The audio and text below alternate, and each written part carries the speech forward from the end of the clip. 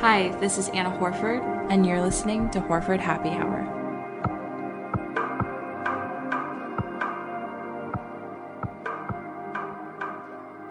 Hey guys, welcome to another episode of Horford Happy Hour.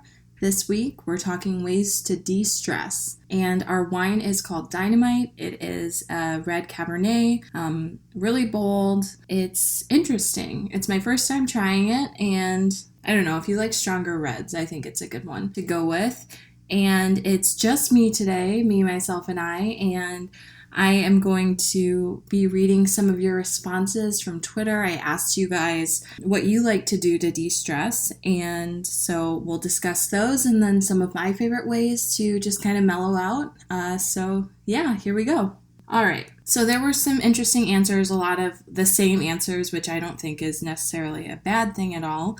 It's funny, my sister is one of the first people to comment on it, and she had done a cloud emoji, which I think a lot of people can assume is just smoking. So a lot of people, a few people had said smoking pot, which, yeah, that is kind of been a proven way for actually centuries now to kind of veg out and relax. So I think that's a big one for people. Joshua said, I have a small porch, and around 9:30 every night I turn off my phone, pull my dog's bed outside for her, crack a beer, and just enjoy the evening air for 30 to 45 minutes. It's honestly my favorite part of the day. That sounds super relaxing, and of course pets help. Just being able to kind of spend some time with your furry little friends, I feel like, is a way that a lot of people try to unwind. Jesse said, watching Al execute a perfect defensive switch. Sports are like the opposite of relaxing to me. I don't know if more people are like me or not, but I actually get really worked up watching sports, especially watching my siblings. I get very, very stressed out. I have a lot of high anxiety, so I'm glad to know that that might be soothing for some people, but it's definitely not necessarily soothing for me. Betty said, shower, massage, exercise, smoke weed, and pray. Praying is another one that I think a lot of people, even if you don't pray to a traditional God, maybe some people pray to the universe. I think that is also a big one kind of across the board, across the world, as far as relaxing. And let's see here. Quite a few of you said sleep, which is another big one, and that's actually one of my favorite things to do. So sleep is a big one. And Ray said, I usually go for a walk in a state park or a wooded area just to get away from the world for 2 hours, and it'll help you kind of see how your viewpoint improves. So I think that's cool. I'm not like a huge like camper or anything like that, but I do enjoy nature. I enjoy the beauty of nature. I live in Michigan, so we have a lot of state parks and of course the Great Lakes and whatnot, which are amazing to go to if you just kind of want to pretend like you're at the ocean and just kind of relax. So yeah, I can totally relate to that. The one thing for me about being out in nature that like is very stressful are like bugs. Mosquito bites are no fun, and I feel like if they didn't exist, then I'd be out in nature a lot more than I already am. JS said, a drive on back roads with the windows down and your favorite music blasting, and definitely no kids along for the ride.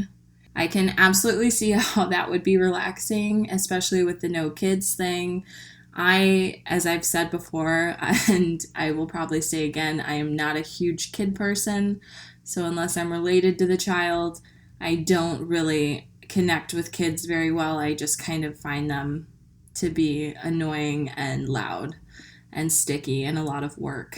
And I know that my viewpoint might change over the years, but that's really where I'm at with that. So yeah, actually a lot of people said listening to music. Someone said good whiskey and heavy metal. You would have really gotten along with my ex-boyfriend. That's something that he definitely used to mellow out, which is interesting because I feel like sometimes people equate heavier music, metal music, with the opposite of relaxing, but it does a trick for some people. And Johan said sleep, wine, and sex in any order. I vibe with that so hard. I really, really do agree with that. Meditation is another one that you guys were bringing up a lot. And someone actually said hanging out with their kids, which is interesting. And I guess that's really sweet, actually. I mean, if you have kids who can kind of make you forget about your stress and not add to it, I think that that's a beautiful thing. So good for you. So yeah, those are all really solid ways to kind of mellow out. And so now I'm going to kind of add on to them and just list a few more. So I really wanted to kind of look into things that were like a little bit more science-based, a little bit more proven. And so I found these scientifically backed ways to de-stress via the Huffington Post, among a couple other resources. So one of the articles that I found said, when we're stressed, hormones like cortisol flood our systems, producing the fight or flight response, in which our heart rate goes up, we breathe more heavily, requiring more oxygen, and our blood vessels constrict. While in the pre-civilization world, the increased blood flow to our heart and muscles helped us escape from predators and dangerous situations, we find ourselves in a very different position now. Our bodies can't tell the difference between an approaching grizzly bear and a ticked-off spouse or a particularly epic traffic jam. So our stress response is triggered when there's no imminent danger. Instead of helping us to escape, this can contribute to chronic conditions like hypertension and headaches, as well as mental health concerns like depression and anxiety disorders.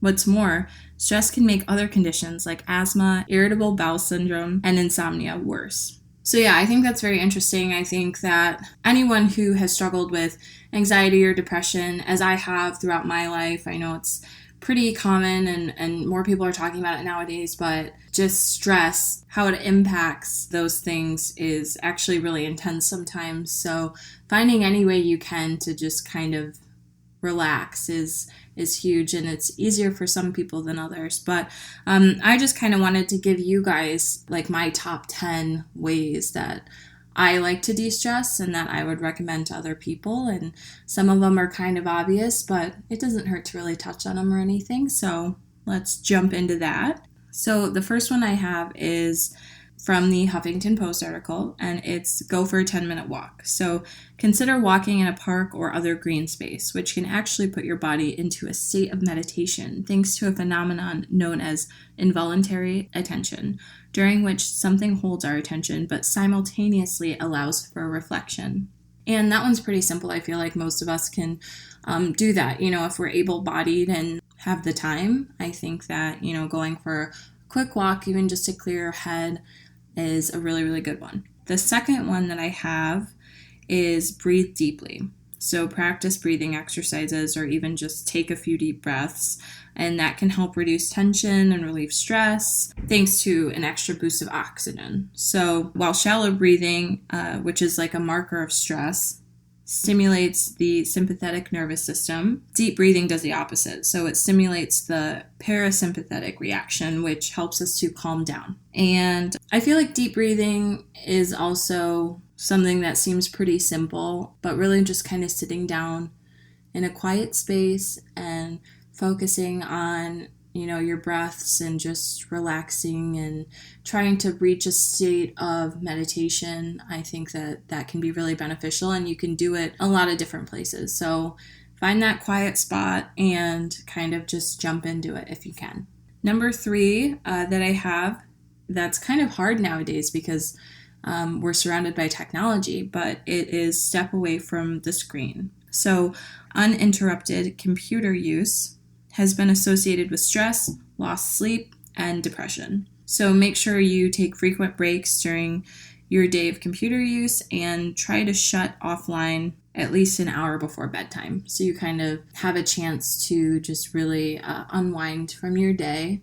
And I think a lot of us are in front of screens for a lot of the day, especially if you work, you know, a 9 to 5, or if you have to be on your phone a lot, or if you're emailing people all the time. So just kind of taking a break from that. I've actually been trying to do that. I don't know if you guys have noticed, but especially like on weekends, I haven't been tweeting as much just because I am trying to just disconnect and enjoy the summer and, you know, people's company without being sidetracked by technology. So that's always a really good one. Number 4, which might be more of a challenge for some than others. I say that because it's kissing someone.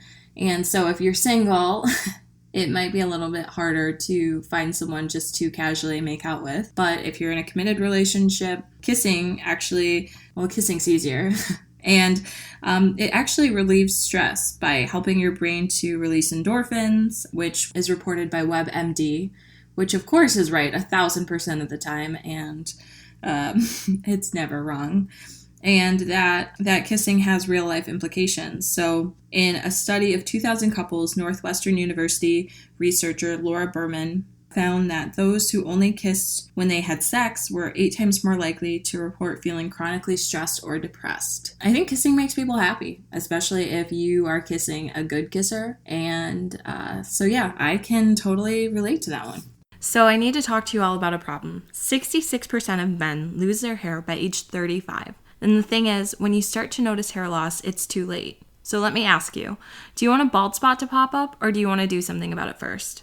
Do you want your hairline to recede, or do you want to do something about it first? Do you want to be in denial like LeBron James? Probably not. Here's your solution. ForHims.com, a one-stop shop for hair loss, skincare, and sexual wellness for men. Thanks to science, baldness can be optional. Hims connects you with real doctors and medical-grade solutions to treat hair loss. No waiting rooms, no awkward doctor visits, and you can save hours by going to forhims.com. It's so easy, and the products are shipped directly to your door. I know there are a few members of my family who wish they would have known about this years ago. So order now. My listeners get a trial month of Hims for just $5 today, right now while supplies last. See their website for full details. This would cost you hundreds if you went to the doctor or a pharmacy. Go to forhims.com/HHH. That's FORHIMS.com/HHH. forhims.com/HHH. All right, and we are on to the next one, which is number 5 on my list, which is listening to music.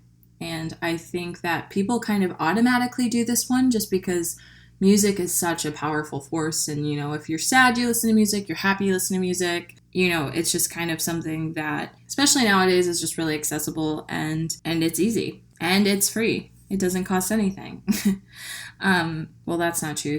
I guess some music programs do cost money, but it's a lot cheaper than a therapist. So there we go. Listening to music that you love will actually flood your brain with feel-good neurochemicals like dopamine.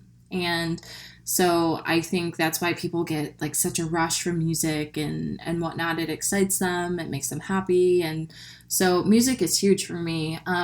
It's also funny because a lot of the music I listen to is actually like really sad. I listen to like a lot of indie rock, indie alternative, like The National and Bon Iver and Manchester Orchestra and stuff. And so it's actually really funny because like these songs that I find so beautiful at the same time are also very sad. So it also kind of depends on the music and what your preferences are and whatnot. So yeah, find what you like, find what makes you feel good, and just try and play it, and yeah, just de-stress, relax. And we are on to number 6, which is one that I think gets pushed a lot, especially nowadays, which is exercise. So every time you're physically active, whether you take a walk or play tennis, your body releases mood-boosting chemicals called endorphins. And exercising not only melts stress away, but it also protects against heart disease by lowering your blood pressure, strengthening your heart muscle, and helping you maintain a healthy weight. And I feel like exercise, it comes in so many different forms. So if you're into something that's low impact, or if you like things that are low impact, I would try yoga. I actually had a couple of people on Twitter say, they love playing basketball or shooting hoops when they're stressed, just going out to a court, zoning out, or, going with friends and playing a pickup game or whatever. I know that helps. For some people, it's boxing because you get to punch and kick stuff and maybe pretend it's someone that you're very angry at. and there's also, everyone's got their thing. So going to the gym, dancing, whatever it is, I would definitely encourage that you find what you like and you do it. Number 7 is one that I'm actually doing right now as we speak, which is have a glass of wine. So after a long day of work or a long day in general, I really love sitting down and having a glass of wine and just trying to wind down from the day. And I don't know, a glass of wine is just, it's very soothing to me. A lot of the time when you drink harder liquor, I don't know, it's kind of a different kind of buzz. And if you're kind of like drinking, it can also be like a different kind of drunk. Wine is also an aphrodisiac, so it'll make you a little frisky sometimes if that's what you want to be in the mood for or whatever. But I enjoy it in general. You guys all know that. I feature a new kind of wine every episode, and so I love it. Don't know much about it besides, if it's good or not, but I am a wine fan. All right, and number 8, another favorite of mine is take a nap. So according to sitandsleep.com, sleep can reduce stress. Studies have shown that by napping, we can reduce the amount of stress hormones present in the body. And by starting the habit of taking a daily nap, you can reduce your overall stress levels and improve your focus and emotional stability, which is huge. I mean, when you don't sleep, you don't feel good. And I don't understand how there are people out there who can just get like 4 or 5 hours of sleep and be like totally good to go, because if I don't get like 7 or 8, I will not get out of bed. Like, it is so difficult for me. I hate mornings. I've tried to train myself, and no matter how hard I try, I just can't seem to become acclimated and become a morning person. So if you are a morning person, good for you. Maybe what I need to start doing is taking naps. I don't know. I feel like that sometimes makes me more tired. So I haven't really ever been a huge nap person. But I have some friends and family who swear by taking naps, even if it's just a 20-minute nap, or, if you need something a little bit longer, like an hour, because you don't sleep very well at night. You basically just have to find what works for you, like everything else on this list, and just kind of go with it. So number 9 is actually have some me time. And I put me time in quotes, but you guys can't see it, obviously. But masturbation actually is a proven way to de-stress and release tension. And there's nothing wrong with treating yourself and, having a healthy sex life and just, like I said, taking care of yourself. So if that's something that you're into, or, something that you never thought like, oh, hey, yeah, that would actually be a good idea. Like, maybe I'm grumpy because I need an orgasm. Then I highly encourage you to go out and try that, because I feel like that works for most people. And then kind of leading into the next one, number 10 is have sex. So I don't really need to explain this one that much because it's great. And like I said, an orgasm can do wonders for the soul. And I mean, if you have a significant other, if you don't, as long as it's safe, consensual, go do your thing, release that tension, help your headache. If you're a woman and you have cramps, that'll help your cramps. Like, it really does. It's kind of a miracle act, if you will. So yeah, highly encourage that as well. And so yeah, those were my top 10 things to do to de-stress. And so like I said, just find what you love or enjoy and stick with it, or try a new way to de-stress. If you heard one on this list or from, people's Twitter comments, try a new one. And if you have a really great way to de-stress that I didn't mention that you'd like to share, you can always email horfordhappyhour@gmail.com, or just tweet me on Twitter. I don't always see all my notifications, but, usually if I'm asking a question, I do kind of scroll through them and look at them and whatnot. So chances are, hopefully I will see it. So yeah, I mean, things get hectic and life gets crazy, but it's so important to kind of just find peace among the madness. And don't forget to unplug and treat yourself and relax. And I just want to thank you guys all for tuning in, and I'll talk to you guys again next week.